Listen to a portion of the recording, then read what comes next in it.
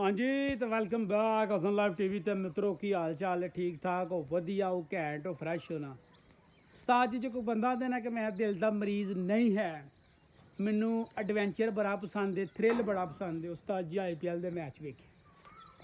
भाई IPL के match मैं की मैच होन डे ने तो उत्थे 200 रन इंज भी जिमें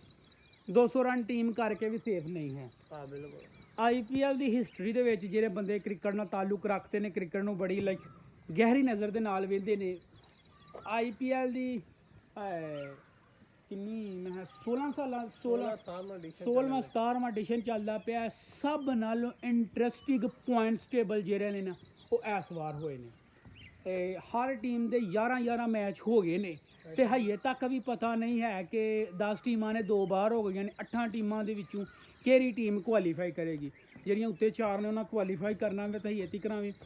ਟਾਪ ਤੇ ਪੰਜਾਬ ਤੇ RCB ਹੈ ਤੇ ਉਹਨਾਂ ਦਾ ਵੀ ਨਹੀਂ ਪਤਾ ਹੈ ਕਿ ਕਰਨਗੇ ਜਾਂ ਨਹੀਂ ਕਰਨਗੇ ਉਹਨਾਂ ਦਾ ਇੱਕ ਦੋ ਤਕਰੀਬਨ ਸਾਰਿਆਂ ਦੇ ਮੈਚ ਹਰ ਟੀਮ ਦੇ 2 ਮੈਚ ਰਹਿ ਗਏ ਨੇ ਇੱਕ ਗੁਜਰਾਤ ਦੇ ਹੋਰ 3 ਨੇ ਤੇ ਉਸਤਾਦ ਜੀ ਚਸ ਏਡੀ ਕੁ ਕਰਾਉਣ ਡਿਆ ਨਾ IPL ਮੈਂ ਨਾ ਜੇ ਕਿਸੇ ਬੰਦੇ ਨੂੰ ਦਿਲ ਦਾ ਨੁਕਸ ਹੈ ਨਾ ਜਾਂ ਥ੍ਰਿਲਰ ਪਸੰਦ ਹੈ ਜਿਹਨੂੰ ਦਿਲ ਦਾ ਨੁਕਸ ਉਹ ਮੈਚ ਨਾ ਦੇਖ ਕਰੇ ਜਿਹਨੂੰ ਥ੍ਰਿਲਰ ਐਡਵੈਂਚਰ ਤੇ ਮਾਰ ਥਾਰ ਪਸੰਦ ਹੈ ਨਾ ਤਾਂ ਜੀ ਕਿਸੇ ਕ੍ਰਾਈਮ ਮੂਵੀ ਵੇਖਣ ਨਾਲੋਂ IPL ਦੇ ਮੈਚ ਵੇਖੋ ਏਡੇ ਕੁ ਚਸਦਾਰ ਕਿਸਮ ਦੇ ਮੈਚ ਨੇ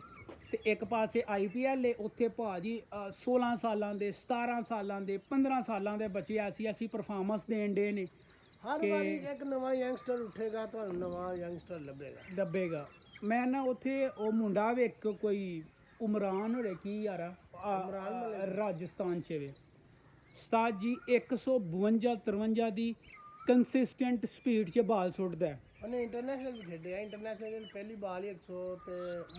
150 ਤੇ ਸੁੱਟੀ 150 ਤੇ ਸਾਡੇ ਵਾਲੇ ਪਾਸੇ ਬੁੱਢੇ ਬਾਬੇ ਨੇ ਪ੍ਰੀਮੀਅਰ ਫਾਸਟ ਪਾਕਿਸਤਾਨੀ ਬਾਲਰ ਯਕੀਨ ਕਰੋ 132 ਦੀ ਉਹਦੀ ਫਾਸਟੈਸਟ ਸਪੀਡ ਹੈ ਪਾਕਿਸਤਾਨ ਤੇ ਬੰਗਲਾਦੇਸ਼ ਦਾ ਮੈਚ ਹੋਣ ਡਿਆ ਵੇ ਤੇ ਉਹਦੀ ਜਿਹੜੀ ਟਾਪ ਸਪੀਡ ਹੈ ਨਾ ਉਹ ਭਾਜੀ 132 ਕਿਲੋਮੀਟਰ ਦੂਜੇ ਪਾਸੇ ਜਿਹੜਾ ਬੰਗਲਾਦੇਸ਼ ਦਾ ਬਾਲਰ ਹੈ ਨੀਤੀਸ਼ ਰਾਣਾ ਨਹੀਦ ਰਾਣਾ ਉਹਨੇ ਪੂਰਾ ਓਵਰ ਹੀ 150 ਪਲੱਸ ਸੁੱਟਿਆ 6 ਬਾਲਾਂ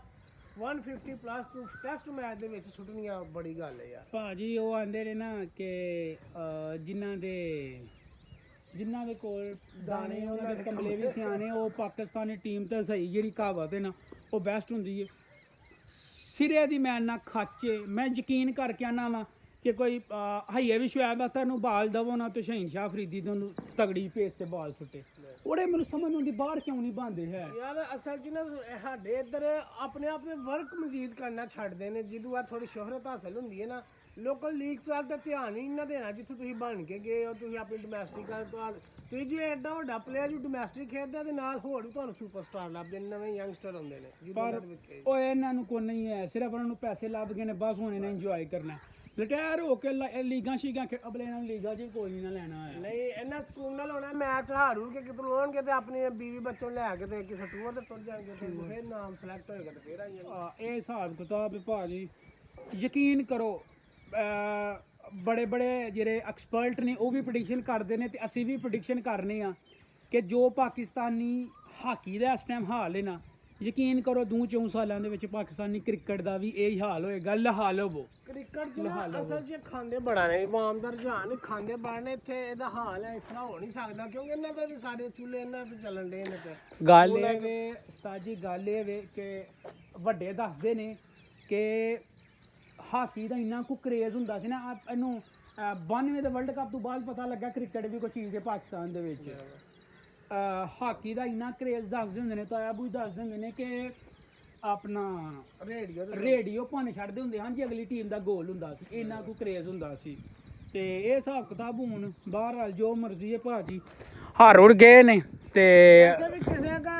ਕੌਮ ਨੂੰ ਵੇਖਣਾ ਚ ਸਪੋਰਟਸ ਰੱਖਣੀਆਂ ਬਹੁਤ ਜ਼ਰੂਰੀ ਨੇ ਤਾਂ ਕਿ ਯੰਗਸਟਰ ਦੀ ਅੱਗੋਂ ਪ੍ਰਵਾਨ ਚੜ੍ਹ ਸਕੇ ਇਹ ਨਸ਼ੇ ਵਾਲੂ ਬੱਚੇ ਰਹਿਣ ਤਾਂ ਕਿ ਇਹ ਆਪਣਾ ਪੂਰਾ ਰੁਝਾਨ ਪੜ੍ਹਾਈ ਤੋਂ ਬਾਅਦ ਇਹਦੇ ਆਪਣੀ ਸਪੋਰਟ ਦੀ ਤਰਫ ਕਰਕੇ ਤੇ ਆਪਣੇ ਫਿਊਚਰ ਨੂੰ ਬ੍ਰਾਈਟ ਕਰ ਸਕੇ ਆਸਟ੍ਰੇਲੀਆ ਦੇ ਵਿੱਚ ਉਹਨਾਂ ਭਾਜੀ ਇੱਕ ਕਾਨੂੰਨ ਪਾਸ ਕੀਤਾ ਵੇ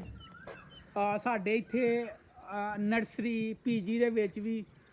35 ਕਿਤਾਬਾਂ ਹੁੰਦੀਆਂ ਨੇ ਡਰਾਇੰਗ ਦੀ ਲਹਿਦਾ ਇੰਗਲਿਸ਼ ਦੀ ਲਹਿਦਾ ਉਰਦੂ ਦੀ ਲਹਿਦਾ ਰਿਆਜ਼ੀ ਦੀ ਲਹਿਦਾ ਆਸਟ੍ਰੇਲੀਆ ਦੇ ਵਿੱਚ ਉਹਨਾਂ ਕਾਨੂੰਨ ਪਾਸ ਕਰ ਛੜਿਆ ਕਿ 8 ਸਾਲਾਂ ਤੋਂ ਥੱਲੇ ਬੱਚੇ ਨੂੰ ਕੋਈ ਕਿਤਾਬ ਨਹੀਂ ਪੜ੍ਹਾਈ ਜਾਏਗੀ, ਕੋਈ ਉਹਦਾ ਬਸਤਾ ਨਹੀਂ ਹੋਏਗਾ।